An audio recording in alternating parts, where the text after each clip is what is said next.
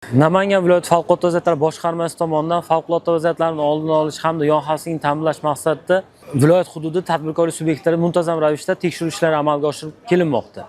Bugungi kunda Namangan shahar Navoiy ko'chasida joylashgan Sardoba savdo majmuasi yon xavfsizlik holati tekshirildi. Tekshiruv mobaynida bir muncha yon xavfsizlik kamchiliklari aniqlandi. Jumladan, tadbirkorlar tomonidan tezkor xizmatlarning harakatlanishi uchun mo'ljallangan yo'laklar sun'iy to'siqlar bilan hamda tadbirkorlar tomonidan rastalar bilan to'sib qo'yilganligi aniqlandi. Shu bilan bir qatorda hududda birlamchi yong'in vositalari hamda yong'indan avtomatik xabar berish qurilmalari mavjud bo'lsa-da, nosozliklari aniqlandi. Shu bilan bir qatorda hududda joylashgan yong'in o'chirish qarqonlari mavjud bo'lsa-da, birlamchi yong'in vositalari bilan yetarli darajada ta'minlanmaganligi aniqlandi. Hamda hududda tortilgan elektr simlari, elektr provodalari shikastlangan hamda havodan tortilganligi aniqlanib, yon xavfi yuqori bo'lganligi sababli ushbu majmua vaqtinchalik kamchiliklar bartaraf etilgunga qadar faoliyati to'xtatildi. Shu o'rinda shuni ta'kidlash joizki, favqulodda vaziyatlar boshqarmasi tadbirkorlarga to'sqinlik qilish emas,